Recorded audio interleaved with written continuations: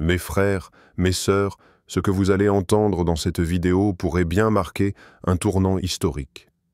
L'Algérie frappe fort. Un décret choc vient de tomber.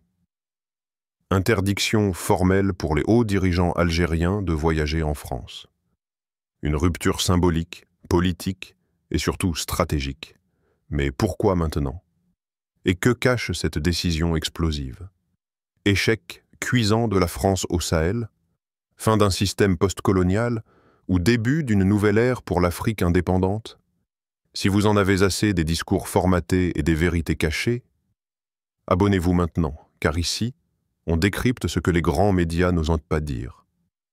Lâchez un gros like si vous soutenez une Afrique libre et souveraine. Commentez pour faire entendre votre voix, votre vérité. Et surtout, partagez cette vidéo partout, sur WhatsApp, Facebook, Telegram, car ce que vous allez découvrir mérite d'être su dans toute l'Afrique et bien au-delà. L'Algérie ne recule plus, elle avance. Et dans ce bras de fer silencieux avec Paris, c'est peut-être toute l'Afrique qui se réveille. Alors, accrochez-vous, cette vidéo commence maintenant. Un vent glacial souffle soudainement sur les relations diplomatiques entre Alger et Paris. Dans un geste aussi inattendu que lourd de sens, l'Algérie a décidé d'interdire à ses hauts dirigeants tout déplacement officiel en France. Une mesure ferme, sans précédent dans l'histoire récente des rapports franco-algériens. Paris, pris de court, encaisse le choc dans un silence troublant. Car derrière cet interdit, c'est une remise en question frontale de la relation bilatérale qui se profile.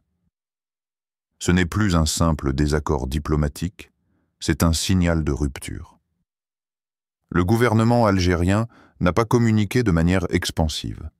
Officiellement, il s'agirait d'un réajustement protocolaire interne.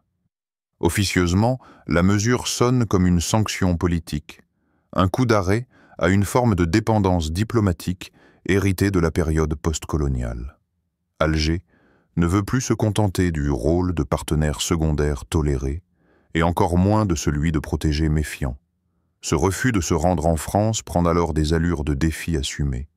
Cette décision pose une question majeure. Assistons-nous à un simple geste symbolique destiné à calmer des tensions passagères, ou à un tournant stratégique dans la politique étrangère de l'Algérie? Et plus largement, faut-il y voir une manifestation de plus dans le processus d'émancipation des anciennes colonies face à l'influence française déclinante? L'histoire tumultueuse entre la France et l'Algérie, marquée par la colonisation, la guerre, les mémoires blessées et les humiliations réciproques, n'a jamais réellement trouvé d'apaisement. Chaque crise ravive les blessures du passé et chaque initiative unilatérale rappelle que la confiance entre les deux pays n'a jamais été totale. En interdisant ces voyages, Alger pourrait bien être en train de clore un chapitre pour en ouvrir un autre, radicalement différent. Les raisons officielles et officieuses de l'interdiction.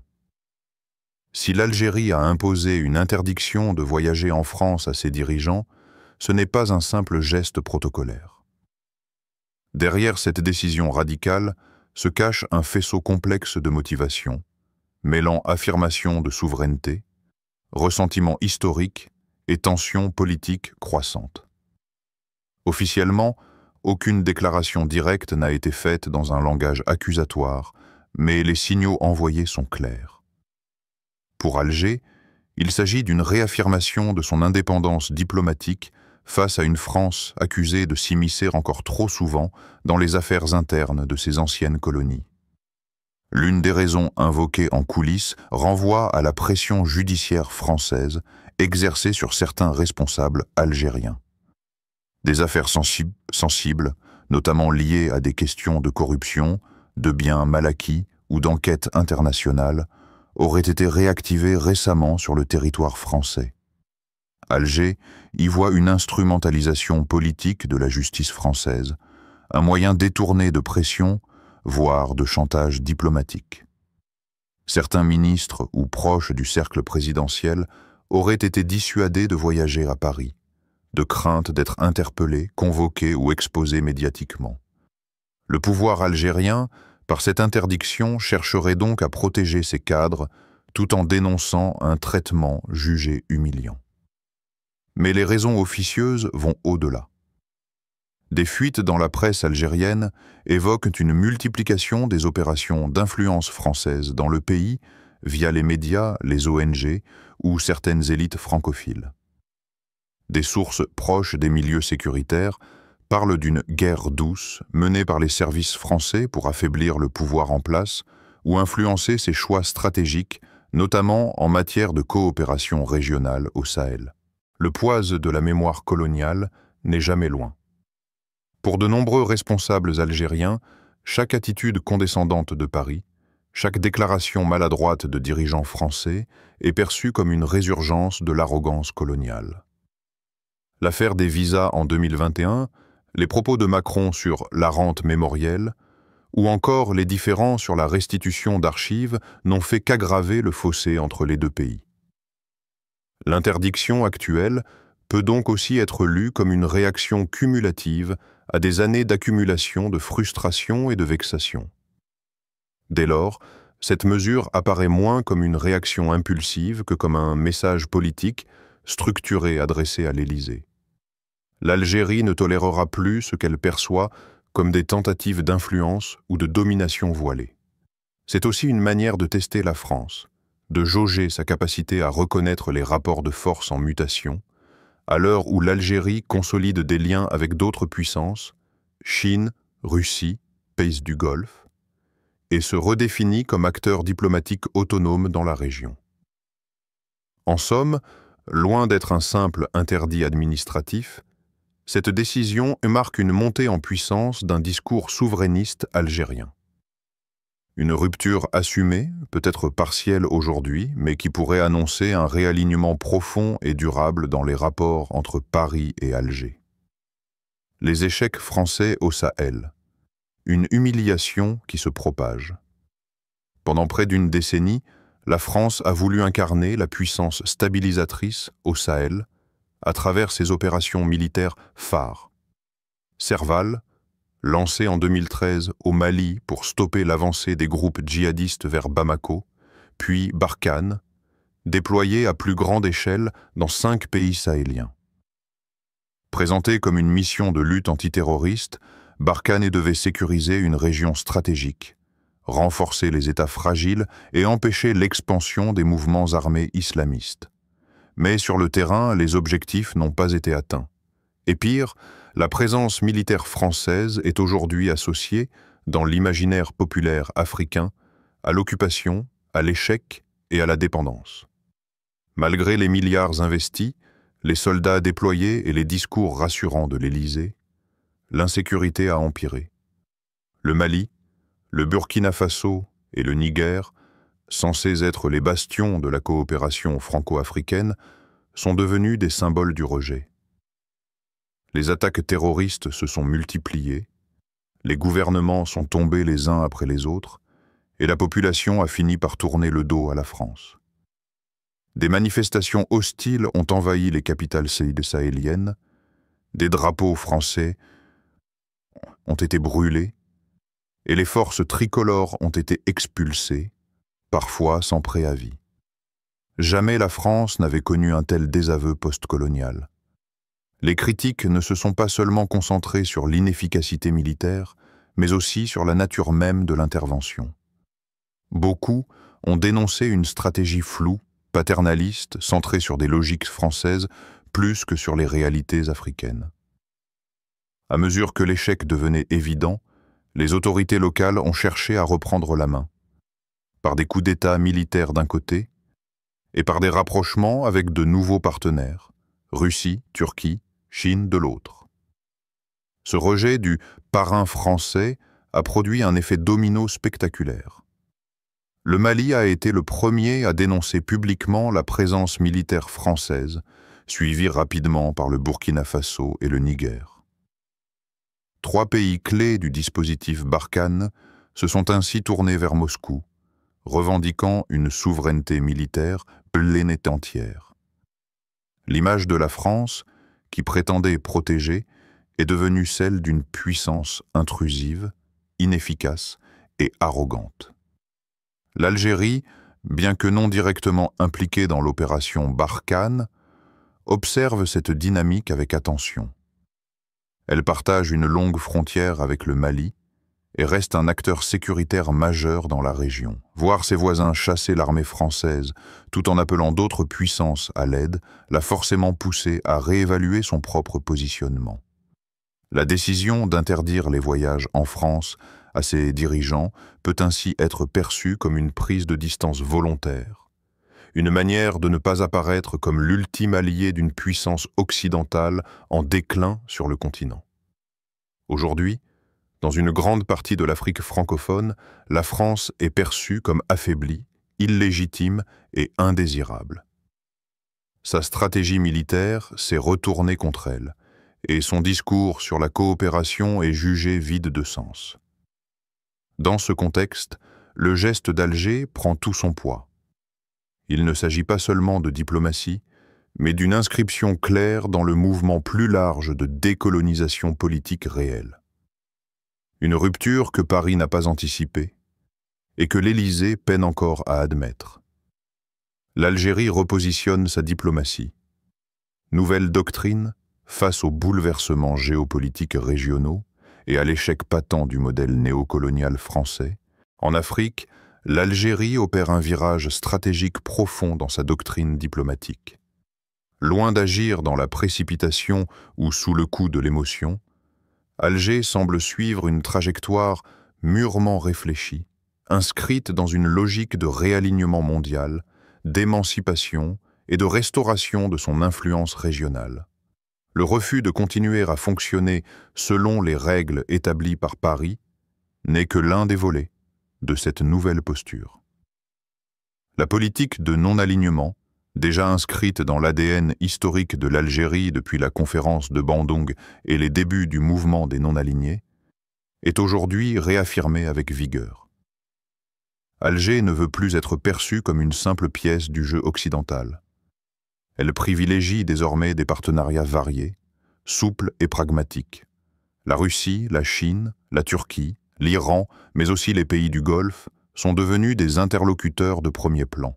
La coopération militaire avec Moscou s'intensifie, les échanges économiques avec Pékin s'élargissent, et les convergences diplomatiques avec le monde arabe se renforcent, notamment sur les dossiers palestiniens et sahéliens. Cette diversification des alliances s'accompagne d'une volonté claire de jouer un rôle central en Afrique, notamment dans le Sahel. L'Algérie, qui partage des frontières longues et poreuses avec le Mali et le Niger, refuse désormais de voir les décisions sécuritaires se prendre à Paris ou à Bruxelles. Elle investit dans des partenariats bilatéraux avec les nouvelles juntes africaines, propose des initiatives diplomatiques alternatives et renforce sa coopération logistique et militaire sans passer par les canaux traditionnels de la France ou de l'Union européenne. Dans ce processus, le retour du nationalisme algérien n'est pas anecdotique. Il ne s'agit pas d'un repli identitaire, mais d'une fierté assumée, d'un désir de souveraineté réelle. La mémoire de la guerre d'indépendance reste vive, et elle nourrit aujourd'hui une génération de dirigeants qui veulent rompre définitivement avec les mécanismes de dépendance. L'État algérien affirme que sa politique étrangère doit être le reflet de ses intérêts propres, et non une variable d'ajustement dans les agendas des grandes puissances occidentales. Sur le plan global, cette stratégie s'inscrit dans une dynamique plus large, celle de l'émergence d'un monde multipolaire, où l'Afrique, et particulièrement l'Algérie, refuse de choisir entre l'Est et l'Ouest, entre l'OTAN et ses adversaires. Le Sud global prend la parole, impose ses priorités, construit ses propres ponts. L'Algérie, par ses ressources énergétiques, sa position géographique et son capital symbolique issu de la lutte anticoloniale, entend jouer le rôle de passerelle entre les continents et les blocs. Cette doctrine nouvelle, encore en construction, bouleverse les repères anciens. La France, longtemps partenaire incontournable, se retrouve marginalisée, non pas à cause d'un changement de régime brutal, mais parce qu'elle n'a pas su évoluer avec le temps. L'Algérie, quant à elle, avance avec détermination vers une diplomatie plus libre, plus ambitieuse, plus africaine et plus mondiale à la fois. Un repositionnement qui pourrait bien inspirer d'autres nations du continent. Réaction internationale et régionale. La décision algérienne d'interdire à ses dirigeants les voyages officiels en France a provoqué une onde de choc dans les cercles diplomatiques internationaux.